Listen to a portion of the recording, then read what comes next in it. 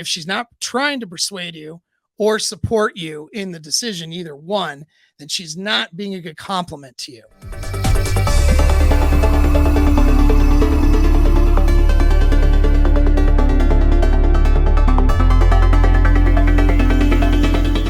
What throws power balances off would be, she doesn't trust him. So why would that throw a power? What reasons could that be? So one reason, it could just be because she's unhealthy. Okay. So woman doesn't trust the man because maybe she's in a masculine framework and she was raised with that and told that that makes her a good person. Maybe she was, socially conditioned to believe that her self-worth is wrapped up in dominance, and she feels then bad or resentful towards her partner when she has to concede or submit to his authority to keep it together. These are all bad things, all right, where it makes her unable to fall into a good power dynamic, and she will conflict all the time with her man. If she is in this masculine framework, if she's been socially conditioned to try to be 50-50 or equal in this power dynamic, she will not do well. So this is going to apply to most women who come on to this channel and have gotten attracted to this talk. Okay, you're not going to like this answer, some of the women that are listening, but the kind of gynocentric or feminist westernized ideology of equal decision making and equal authority is a reason why you will not be successful in a relationship. Okay, you need to choose a man that you can consent to authority to, or because you're not going to be, and this is speaking to 99% of women out there, now maybe not all of them, but like most, right? Where it's statistically insignificant number of anomalies, we'll say, or less common women. Okay, women generally do not want to have to wear the pants. They don't want to have to be the dude in the relationship. And so if you don't want that, which is most women, that means that you need to submit to the dominance of the guy. And that means you need to pick a guy who you can trust to do that. And if you have trust issues, then you're not going to be able to do that effectively. You will conflict all the time in your relationship. So doing this magic ratio of and having a positive bias will be nearly impossible with that kind of a woman. And so if you're that woman, you need to work on yourself to not be that person. And if you're a dude, okay, like selecting somebody, don't select somebody that is going to constantly be in a dominance power struggle with you, because it will create more conflict than necessary. And it'll be toxic conflicts. It won't be conflicts that you can handle well. All right. Like we're trying to get to here.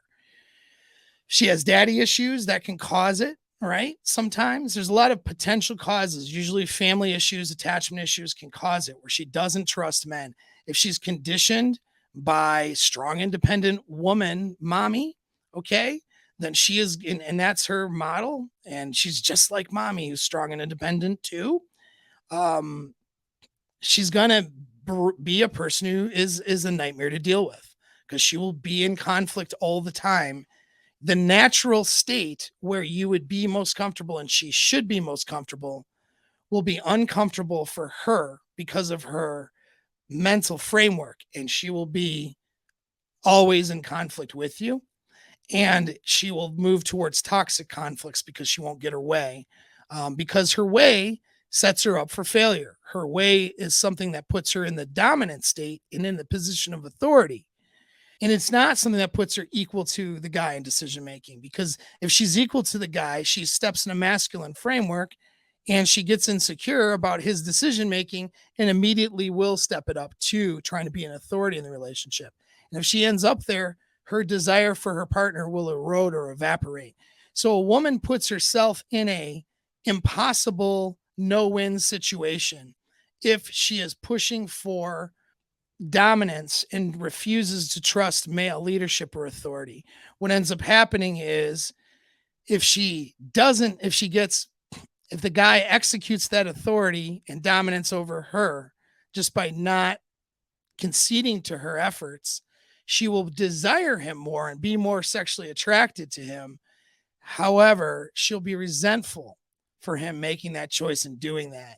And she will resent him for her having to concede. If she ends up having the authority and power over him, then she'll lose the desire and the attraction. So a woman puts herself in a rock and a hard place of losing desire for her man or resenting her man and feeling unsafe and unable to trust him, but sexually desiring him. And most of you guys oscillate from this back and forth with your partners until it ends. You pick a woman who's been socially conditioned to do this, and this is your normal, right? Where you feel it's a constant power struggle. A healthy relationship should not be a power struggle. Okay. It should be a consent to the roles that you're playing in that relationship and the power roles of dominance and submission. As a man, there's a lot of responsibility on you. You need to be empathetic. You need to be trustworthy. You need to consider her needs, and you need to make sure those needs are taken care of. Either she's taking care of them herself and making good decisions to do that, or she's submitting to your authority to take care of those needs for her. Okay. And so that's what leadership is. And if your leadership's off, if you stop leading, she'll get thrown off, take matters into her own hands, which means she moves from persuasion because where she wants to be is persuasive. A feminine role in communication and game is to persuade you as a man to do the things that she thinks is best. There's nothing wrong with persuasion. If she's not trying to persuade you or support you in the decision, either one, then she's not being a good compliment to you. Okay. She needs to be your sober second opinion. All right. Either saying, hey, I like this direction, or, I don't. And let me try to persuade you differently. And even if you aren't persuaded, I'll still, trust you and follow you. But here is, some things to think about. Right. And that's that sober second decision. That's that good complementing partner. Okay. And that doesn't mean fighting you. That just means persuasive. Okay. Where it transfers into fighting, that's when it moves into manipulation. That's when it moves into maybe deception. Deception is when there's lying involved, outright, falsehoods being presented. Okay. If it moves there, that's because she's taking leadership into her own hands and she wants to pull you into a conflict. She wants to win the conflict by being the good chimp. I say good chimpanzee, right? Men are useful chimpanzees. Women are good chimpanzees. That's our goals. And she wants to be the better person, the right person. And by her being better and right, and you being not better and wrong, she wins the conflict and then gets to manipulate your behavior or get your behavior to change or go in a way that she thinks it needs to go. Okay.